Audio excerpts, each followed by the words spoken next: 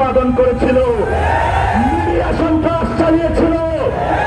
আলেমদের একটাই দোষ, বাংলাদেশে আলেমরা হলো ইসলামকে ভালোবাসে, মসজিদে নামাজ পড়তে যায়, তারা ভারতের সাথে কখনো আপোষ করবে না, এটাই তাদের অপরাধ।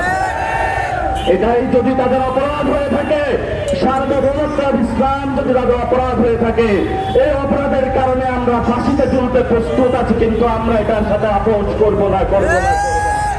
ইনশাআল্লাহ আপনারা জানেন বর্তমান যে সরকারে রয়েছে, সীমান্তে যদি কেউ যায়, সেখানে যেই বাহিনী হোক না কেন তাকে গ্রেফতার করতে পারবে যদি সে কোনো অপরাধী হয়ে থাকে, কিন্তু তাকে গুলি করতে পারবে না।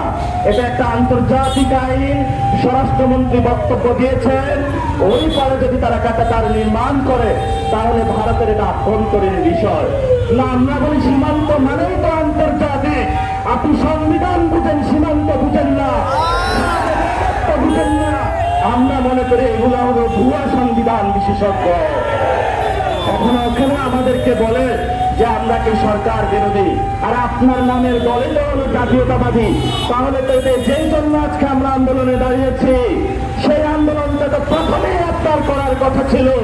কারণ জিয়াউর রহমান আন্দোলন করেছিল, বেগম খালেদা জিয়া আন্দোলন করেছিল, উনি বলেছিলেন সার্বভৌমত্বের সাথে কোনো আপোষ করবে না।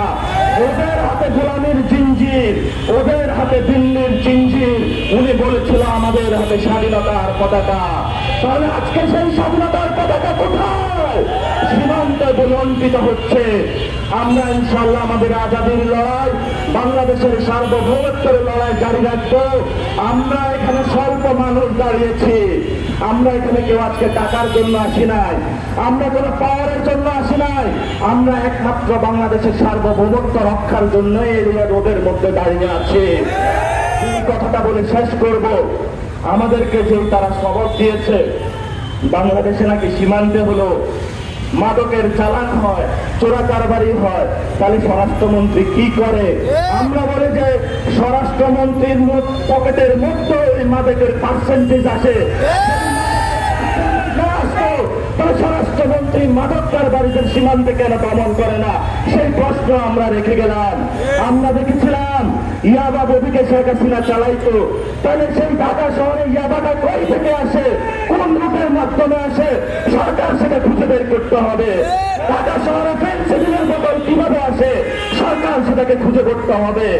এখন তলে তলে তো ওরাই ফেন্সিডিল খেয়ে বসে থাকে, যেই ধর্ম হলো ইয়াবা, ওই ফেন্সিডিল আর ইয়াবা খায় বসে থাকে। আমরা তরুণ প্রজন্ম শপথ নিচ্ছে, বাংলাদেশ থেকে হয়তো আমরা থাকবো, নয় নয় ফেন্সিডিলকে আমরা বিদায় করব আর ইয়াবাকে বিদায় করব।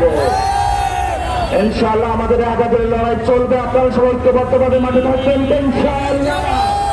আমাদের কোন দল নয়, আমাদের একটাই দল, সেটার নাম কি? আমাদের সেটার নাম কি? আমাদের সেই দলের নাম হলো বাংলাদেশ, যে বাংলাদেশের পক্ষে দাঁড়াতে হবে। এখন আমরা এই রাজভাস্কর্যের সীমান্তে নিয়ে স্লোগান করেছিলাম, সীমান্তে মানুষ মরে, সরকার কি করে? সীমান্তে মানুষ